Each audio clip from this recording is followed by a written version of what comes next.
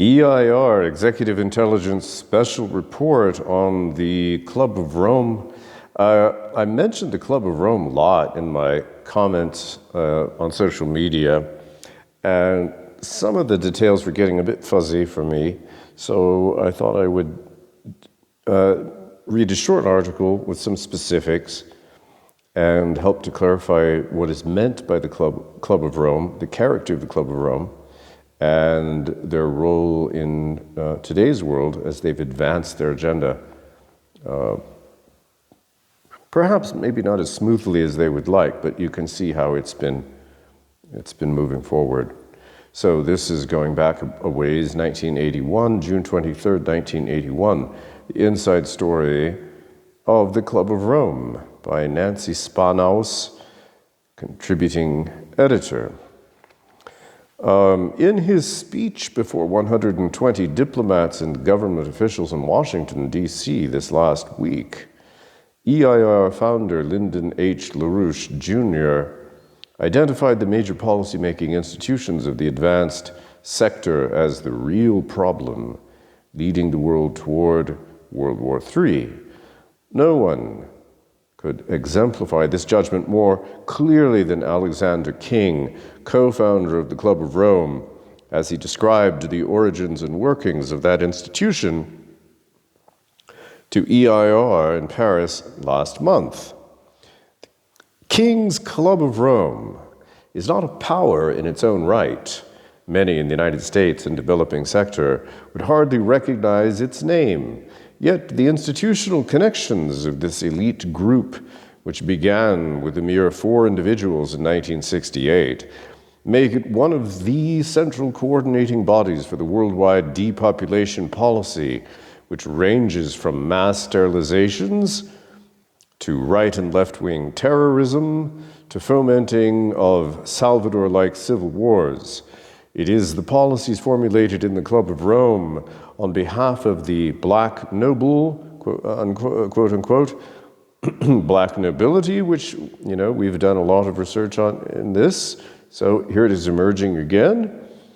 Its centrality, even as it remains largely occulted, on behalf of the, quote, black nobility families of Venice and Genoa and Great Britain, which are then transmitted through leading institutions such as NATO, the OECD, and governments of nations like Canada. Policymakers. Despite his care to present a respectable image, Mr. King's interview as a whole lays bare the central policy commitments that motivate the Club of Rome and its assets. His first statement is rather mild. Quote, "The Club of Rome originated in a feeling that growth for growth's sake was not good enough," unquote.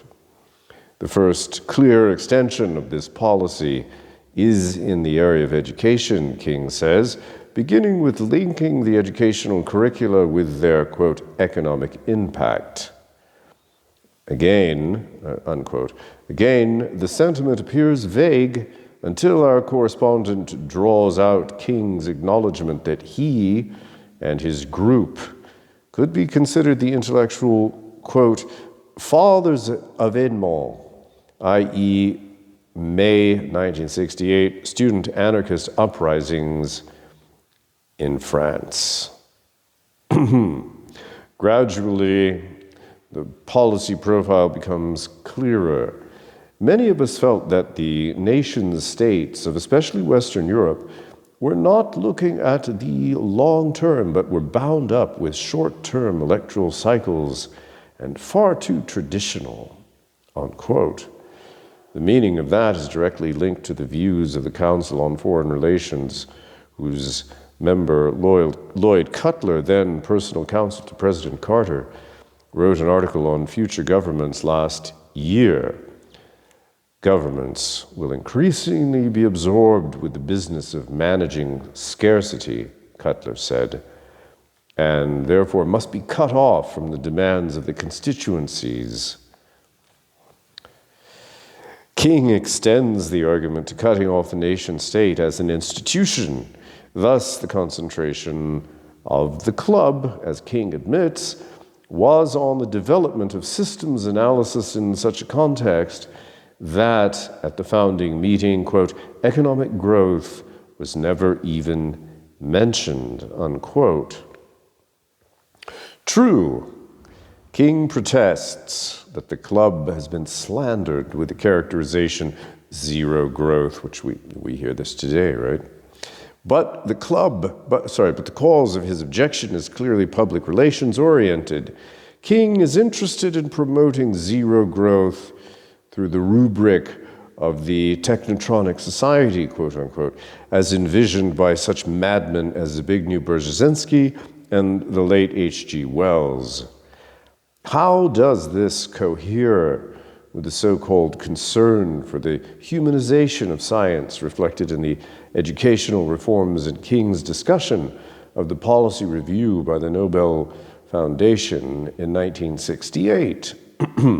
Merely that an increasingly small number of technocrats will run the increasingly smaller core of industry, manipulate the overall population through the information society, and leave the bulk of the world's population without access to the tool of technological development.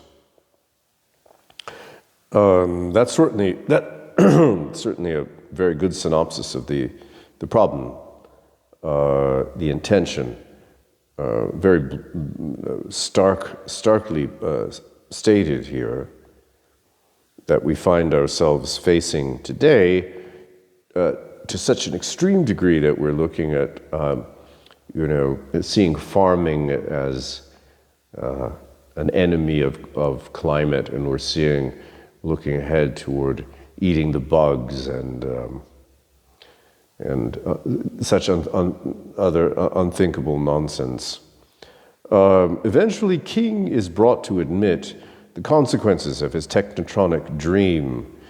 That is not only the reduction of the world's population, but a reduction in such a way that the, quote, white races are preserved. Penetrating institutions. King's description provides the reader with a remarkably clear image of how the Club of Rome functions to shape the policy directions of leading institutions. The Club of Rome is not at all interested in wielding power as such. That makes it too direct, a target of opposition. It prefers to act, quote, as catalyst, leaving the appearance that the student rebellions, destabilizations, and economic retrenchment programs it is fostering are just popping up spontaneously. We need to really take heed to this today, to this, you could call it a principle. When these things arise, when they come up, they're not spontaneous. They're always going to be engineered. The club's institutional connections go in two directions: the institutions from which it was spawned and the institutions through which it operated to formulate global depopulation policy. Its progenitor institutions are the direct creatures of the international oligarchy that wishes to preserve the world as its own private game preserve. The notable and identifiable element of this oligarchy he mentions are, 1, the Agnelli Foundation, a creature of the Venetian nobility; 2, the Nobel Foundation, a creature of the Swedish nobility; 3, Royal Dutch Shell, a creature of the Dutch nobility; Nestlé's Corporation, a creature of the Swiss and old Austro-Hungarian nobility; and 5, 4 was Nestlé, if I left out the number there, I think. 4 was the Nestlé Corporation. Again, a creature of the Swiss and old Austro-Hungarian nobility. We now, many of us, associate Nestlé's with the statement made by the CEO, I can't remember his name, a number of years ago, where he expresses a kind of it seems like he takes personal offense at the idea that people would think that access to water was a right. I think many of us have read that quote. So it's interesting here. I didn't know this connection with the Swiss and the old Austro-Hungarian nobility with Nestle, the Nestle's corporation. Number 5, the OECD itself, the NATO policy center, effectively functioning as an arm of the intelligence branch of the British royal household. On the underside of the Club of Rome are the institutions of influence and implementation, ranging from academic centers to the nest of Mussolini's secret police and terrorist controllers exposed in Italy within the Propaganda Due Masonic Lodge. King himself does not want to concentrate on the political end of these institutions. It was quite by accident we were well received by the Austrian government, he demurs. But King's modesty aside, the accompanying list of club members makes clear that the club controls not only the heads of state like Pierre Trudeau, but leading members of the Socialist International, banking circles, and other power positions throughout the advanced and developing sectors. The so-called academic institutions are quite revealing. Key among them are IFIAS, the International Federation of Institutes of Advanced Studies, and IIASA, the International Institute for Applied Systems Analysis. These groupings, both technically oriented, are key penetrators of explicitly anti-Club of Rome governments and institutions, including especially the Soviet Union.